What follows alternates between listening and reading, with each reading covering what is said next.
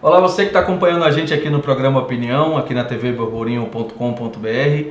Estamos aqui com mais um programa. Primeiro, agradecer pela audiência do programa anterior. Recebemos aqui muitas mensagens, muitos WhatsApps aí. O programa foi meio polêmico, falando sobre política. E aí eu vou aproveitar e vou já começar o programa lembrando que você já pode entrar em contato com a gente através do WhatsApp 923871, né? 9238-9495, ou mandar um e-mail para a gente através do opinião.burburinho@gmail.com. E você vai poder interagir e sugerir sobre o tema do próximo programa que eu falo já. Antes eu vou receber o convidado, um convidado mais que especial, está aqui conosco, o Caio Marques. Ele é conselheiro da Rio Limpo, mas eu ouso dizer que será o próximo presidente da OCIP. Caio, bom dia, bem-vindo, obrigado por estar aqui com a gente. Bom dia a burburinho.com.br. Nós estamos aqui, na verdade, com muita satisfação, porque é mais uma oportunidade de falarmos sobre o meio ambiente e sobre a Bacia do Joanes para o mundo, para você. Quando a gente pensou nessa pauta, a gente começou a falar do meio ambiente, logo vem na nossa cabeça os rios da nossa cidade, o Joanes, o Ipitanga. E quando a gente foi a campo ver isso, uma coisa nos preocupou, que era... A gente ainda tem rio? Essa é a primeira pergunta que eu quero lhe fazer para a gente começar. Porque assim, o que a gente viu não foi bom. A gente ainda pode dizer que o rio Joanes e o rio Ipitanga são rios? Olha, calhas existem. As calhas dos rios Ipitanga e Joanes e os demais afluentes existem ainda. Mas dizer que água bruta, boa, circula, desce, corre nessas calhas, sobrinho, não. Eu queria que você falasse também, porque assim, a gente viu, toda vez que chove, porque isso deve ter uma relação direta, toda vez que chove, a cidade alaga muito e são muitos os culpados, né? Sim. Todo mundo elege um monte de culpados. Sim. Uma certa feita, conversando com algumas pessoas especialistas, me contaram a história do funil. Sim. Da cidade de Funil. Eu queria que você falasse disso para quem está em casa entender por que Lauro de Freitas, qual a influência direta desses rios, começando lá de cima até Buraquinho. Bem, eu vou pegar o gancho da primeira pergunta. Nós não temos mais rios. Rios, na acepção correta da palavra, né? Água boa, água balneável, peixes, mariscos, possibilidade de turismo, você poder banhar. Os mais velhos devem estar lembrando do Rio Joanes, do Rio Ipitanga como fonte de lazer, fonte de saúde, fonte de diversão. Isso não existe mais. O que mais nos preocupa é que, usando essa expressão do funil, nós usamos uma outra parecida, que é dizer que a nossa Lauro de Freitas é um município foz. É semelhante a essa situação do funil. Por que um município foz? Sobre o território de Lauro de Freitas, qualquer precipitação, qualquer água, qualquer líquido que derramar no território de Lauro de Freitas, seja onde for, ele sairá para o mar pelo Rio Joanes, pela foz do Rio Joanes, que é Buraquinho. Então, se você derrama alguma coisa ali depois da ponte do aeroporto, essa água, esse líquido, deverá precipitar sobre o Rio Ipitanga. Ele virá pela via paralela, passará na frente da Insinuante, entrará em Vida Nova, atravessará aquele trecho da caixa d'água, a parte da adutora, aí vai encontrar com o Rio Joanes e vai sair em Buraquinho. Se há algum líquido precipita lá em Quingoma, vai escorrer e vai cair no Rio Joanes ou no Rio Ipitanga e vai sair em Buraquinho. Se cair alguma água entre a praia de Vila do Atlântico e o Rio Sapato, vai precipitar para o Rio Sapato por gravidade e vai sair em Buraquinho. Então, o que cai entre o Rio Ipitanga e o Rio Sapato e o Rio Ipitanga como escoamento. O que cai acima do Rio Ipitanga, o Rio Ipitanga como escoamento. Quando a maré está cheia lá em Buraquinho, se aqui o volume de água for muito grande aqui, por isso que a cidade alaga. Quando lá a maré está cheia, fica mais grave. O efeito funil, se é isso que eu estou imaginando, nós estamos falando da velocidade da água, né? Então, o que precipita sobre Lauro de Freitas, sobre as ruas asfaltadas de Lauro de Freitas, que o número de ruas aumentou muito, o número de ruas asfaltadas, faz com que a água também adquira uma velocidade maior e chegue no seu bueiro mais próximo e corra para um dos rios Ipitanga, Joanes, através do Rio Sapato, através de um outro braço de rio, e faz com que esbarre no mar. Se a maré estiver alta, a gente vai ter um degrau de água para que esse rio tente passar, porque o rio não encontra forças para furar a água salgada, que é mais pesada e mais densa, e portanto a água doce não consegue empurrar a água do mar para fora. E além disso, o assoreamento, né, faz com que a água perca no impacto com o mar. Aquela parte de buraquinho está tudo assoreado. Não só de buraquinho, né? A gente rodou a cidade, você nos acompanhou nessa visita aos trechos do rio, nós rodamos a cidade. Você agora em casa já está vendo imagens desses trechos que nós visitamos, e o que a gente viu foi água suja passando em locais cheios de lixo, né? O cenário que a gente viu foi esse. Nós não somos o pior lugar do mundo, né? Existem lugares piores, mas nós estamos com um problema muito grave. Lauro de Freitas é um município fóssil, tudo vai sair em buraquinho. Não tem mais uma saída, só tem uma saída. Se você impede que a água saia pela única saída, vai alagar a cidade. Se você dificulta a passagem de água pelos dutos, pelas drenagens, vai alagar a cidade. Se você aumenta a quantidade de ruas asfaltadas sem drenagem compatível, você vai alagar a cidade. Se você deixa as ruas sujas, né, se você, cidadão, se você que está assistindo a gente aqui, joga lixo pela janela do carro, pela janela do ônibus, ou deixa fora do horário da coleta na frente da sua casa, e chove, isso vai para o bueiro, vai entupir o bueiro, vai diminuir a velocidade de escoamento e vai alagar a cidade. Se já não bastasse nós só termos esgotos nos rios, porque esse é o grande problema, sobrinho. Nós estamos falando de água drenada, é esgoto, amigo.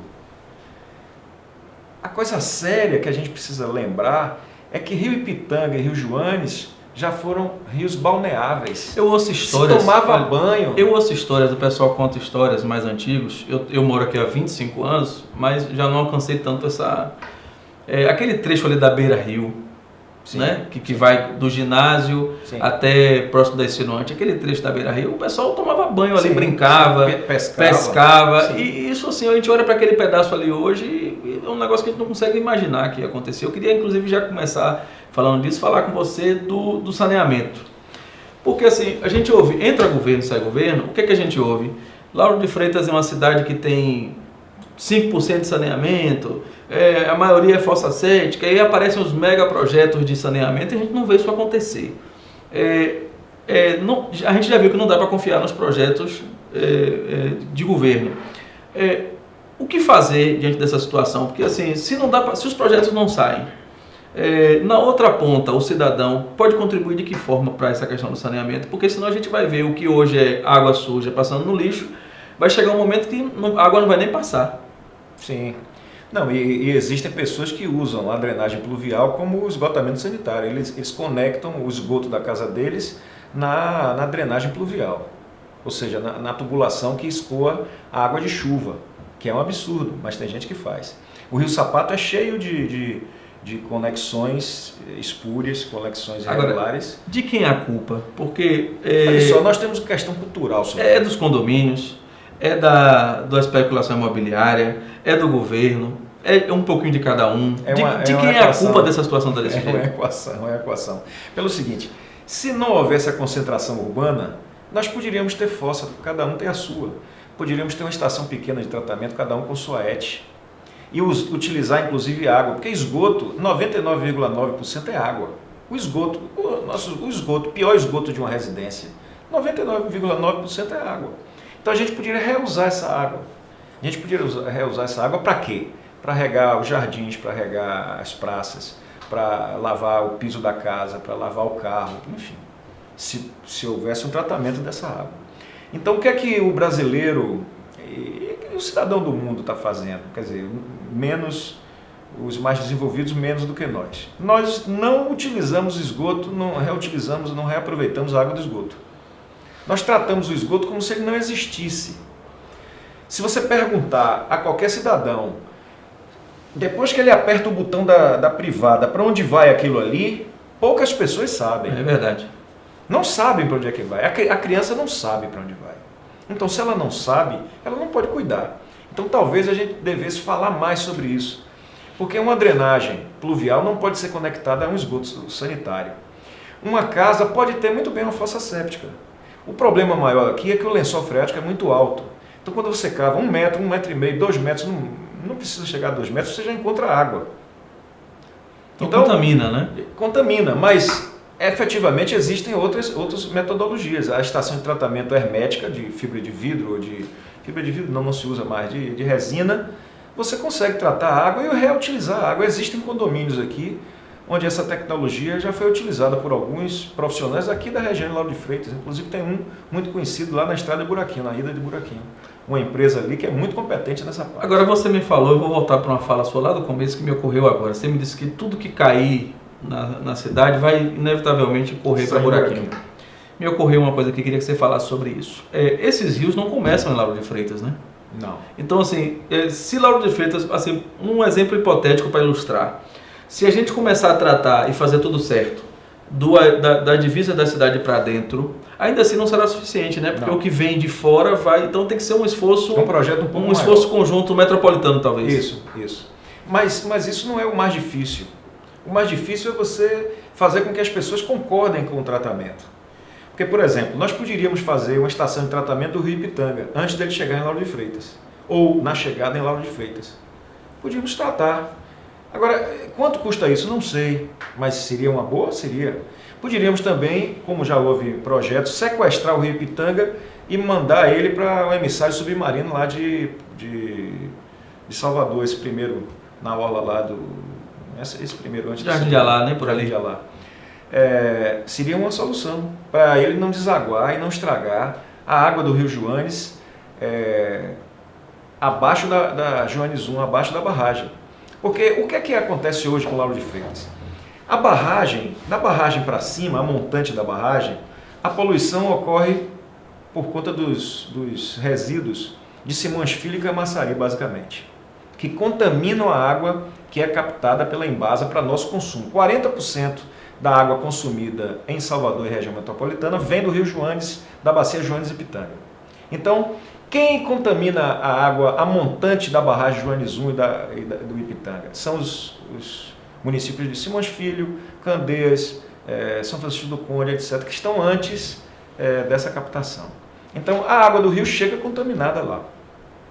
Mas o pior não é essa parte. O pior é a parte após a barragem Joanes e Ipitanga, as duas barragens. Porque as calhas não recebem água bruta limpa. Nós vamos falar disso daqui a pouco também. Tá bom. Vocês vão ver as imagens. Nós vamos falar disso daqui a pouco, porque a gente foi lá e você que está em casa vai ficar impressionado com as imagens, porque primeiro pela lenda, né? Da coisa da barragem, das comportas, que é tudo lenda, é tudo lacrado, não cai água, não cai nada. E depois o cenário pós-barragem, como ele é diferente do cenário pré-barragem. Isso nos chamou muita atenção, daqui a pouco a gente vai falar sobre isso. Mas ainda falando do saneamento, o projeto, porque assim, a coisa de 6 anos, 5 anos, na gestão anterior, houve um projeto que a cidade ia ficar 90% saneada. O que tem de ficção naquilo e o que é que tem de verdade? Assim, eu não quero nem entrar na esfera política. Uma vez executado aquele projeto, de fato seria a solução? Você tem conhecimento disso? E qual foi o gargalo que fez parar? Olha só, as obras que foram contratadas para serem financiadas pela Caixa Econômica Federal e que iriam reduzir bastante a contaminação das águas dos rios Joanes e Pitanga aqui no município de Lauro de Freitas, efetivamente essa obra, esse trabalho não foi concretizado por um problema contratual entre os fornecedores da prefeitura e a prefeitura. Ou seja, fazer um trabalho que envolve conscientização e educação ambiental não é uma coisa fácil de ser feita. Eu participei junto com o Conselho Gestor da APA Joanes e Pitanga de algumas reuniões com a Embasa e com algumas empresas contratadas para fazerem esse trabalho. Efetivamente é um trabalho árduo e foi iniciado. Não sei exatamente o motivo pelo qual o contrato foi suspenso. Sei que foi por inadimplência da empresa contratada. Então, prometeram entregar alguma coisa, receberam uma parte do recurso para fazer e não fizeram da forma adequada, o contrato foi suspenso.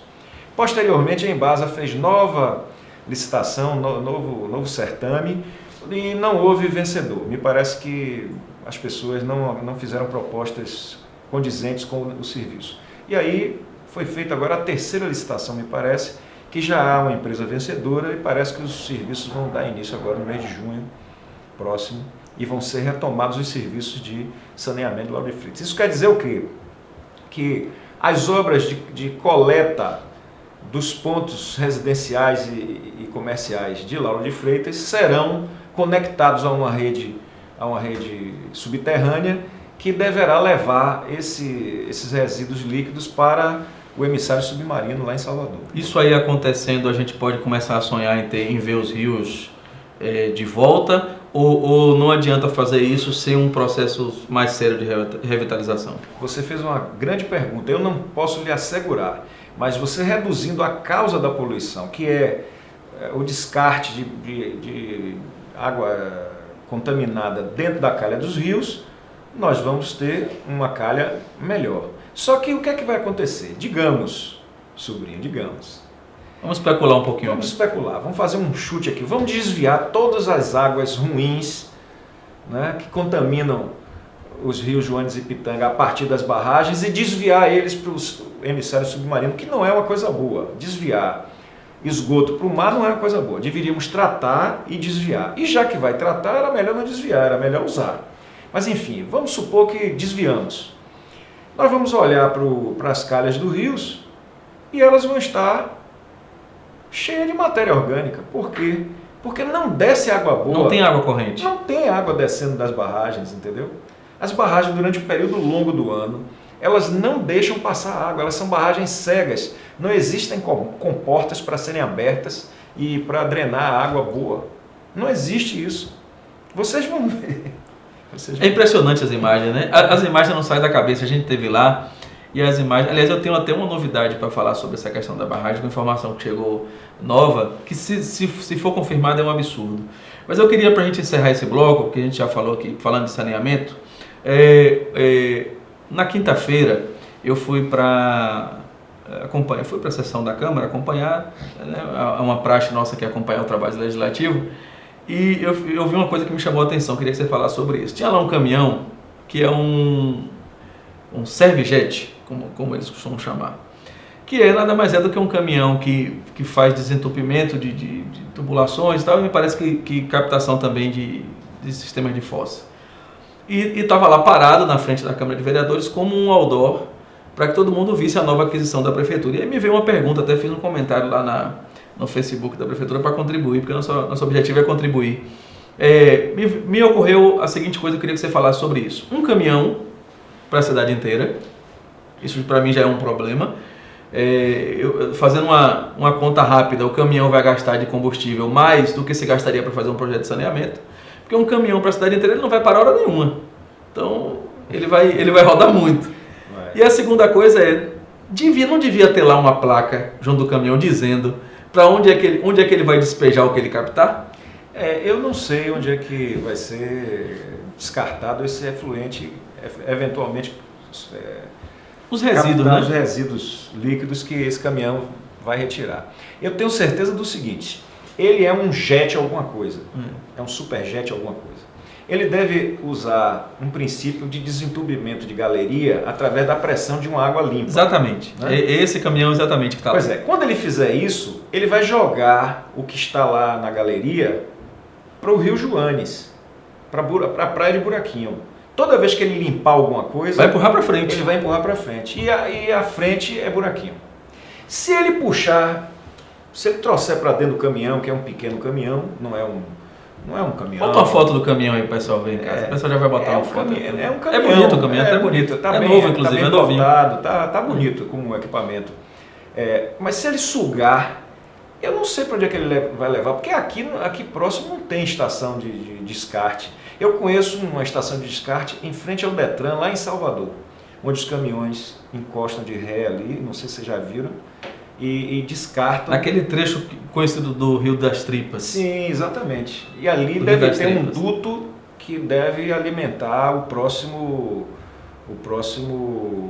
emissário submarino. Deve ser algum emissário que passa por ali. Bom, então fica a pergunta aí, pessoal da Prefeitura, se quiser responder, aproveita lá no canal no YouTube, comenta, manda um WhatsApp pra gente para responder. Não se preocupe não que a gente no próximo programa dá essa informação para as pessoas.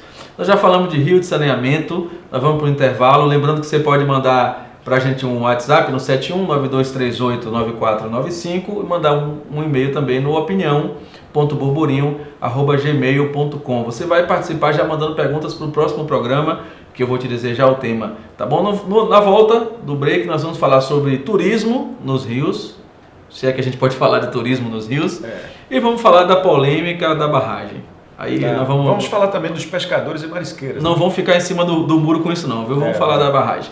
A gente volta já, não sai daí.